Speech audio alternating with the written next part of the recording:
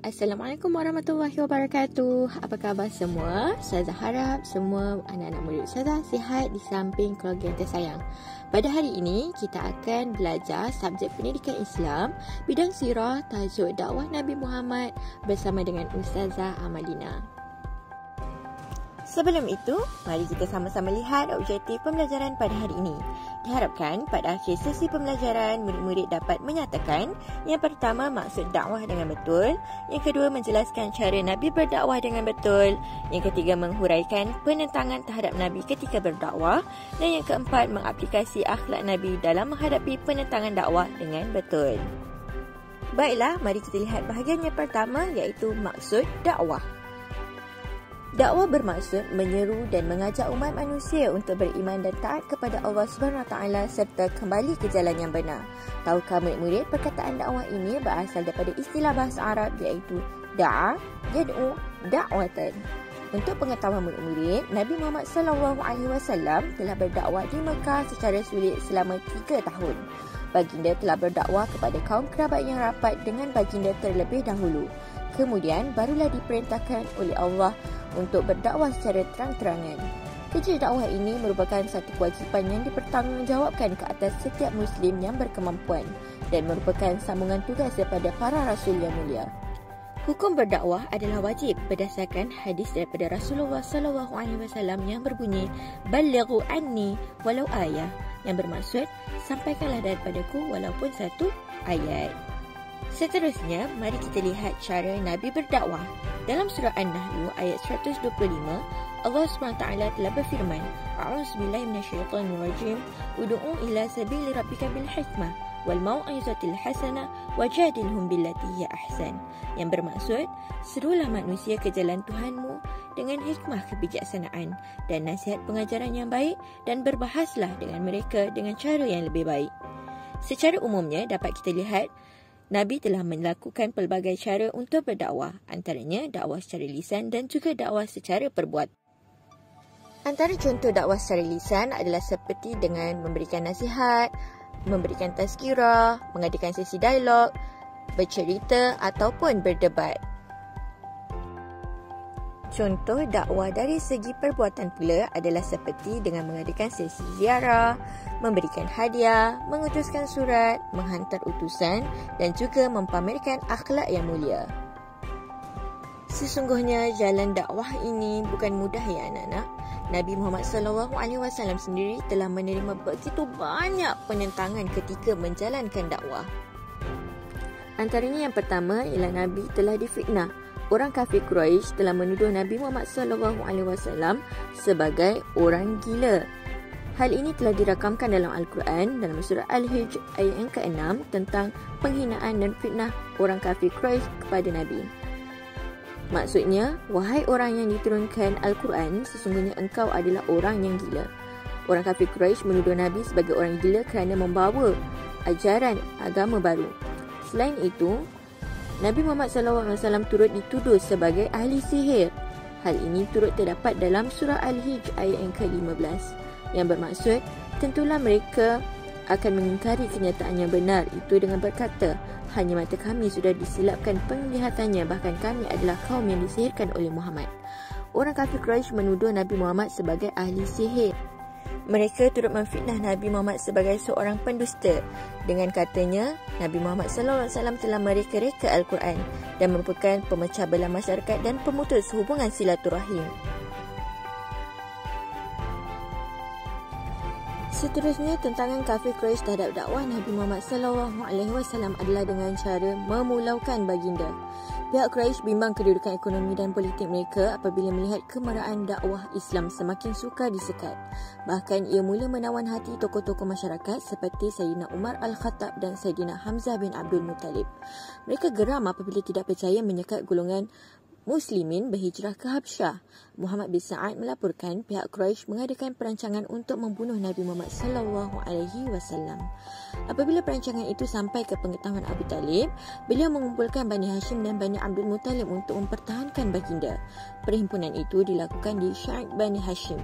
Pihak Quraisy semakin geram, lantas mereka mengadakan satu perjanjian untuk memboikot keluarga Bani Hashim dan Bani Abdul Muttalib. Dalam perjanjian itu, mereka dilarang menjalankan urusan perniagaan dengan Bani Hashim dan Bani Abdul Muttalib.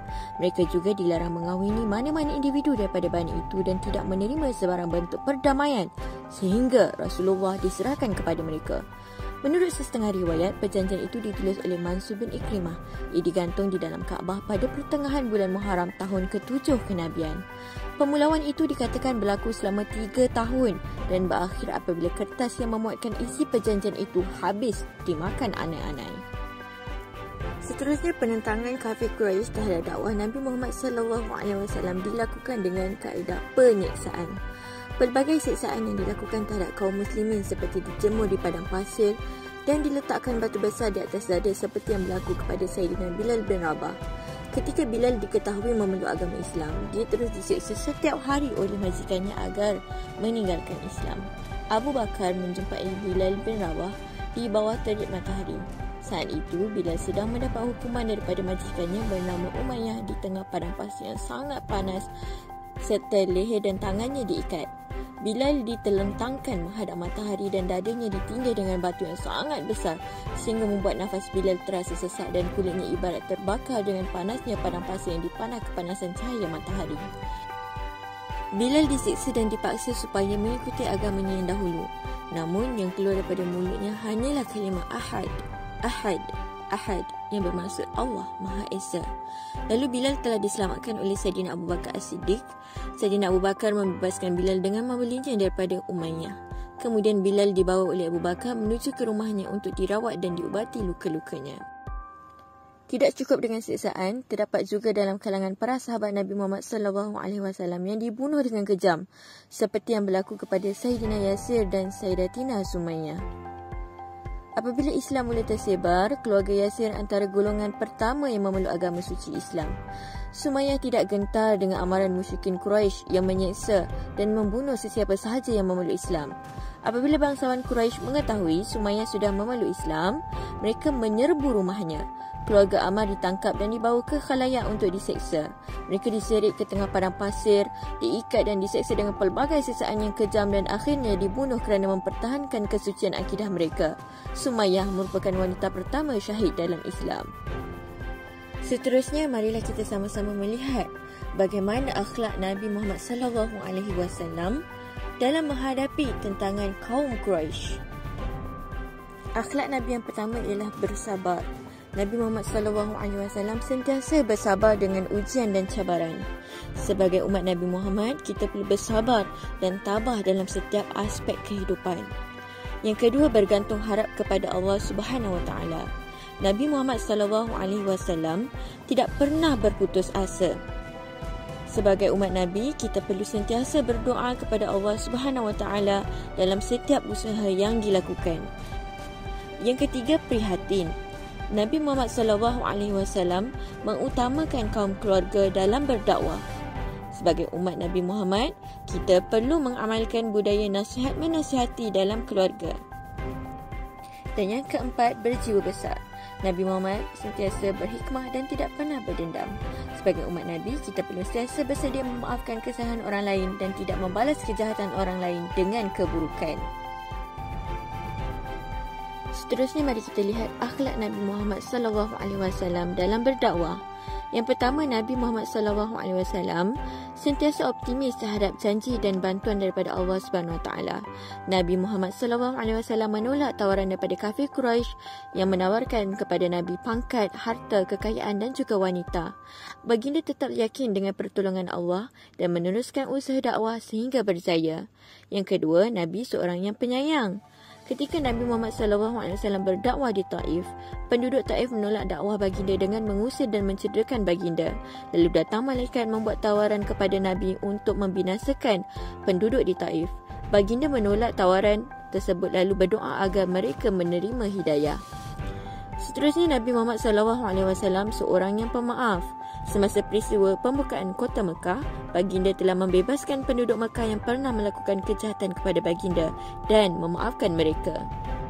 Sebagai kesimpulannya, marilah kita bersama-sama mengambil ibrah daripada sirah dakwah Nabi ini dengan memahami dan menghayati tugas dan tanggungjawab kita yang sebenar di muka bumi ini sebagai khalifah Allah yang mempunyai tugas menjalankan kerja-kerja dakwah dan mencontohi akhlak baginda ketika menghadapi tentangan dan cabaran, serta mempraktikkan akhlak Nabi yang mulia dalam menyampaikan dakwah.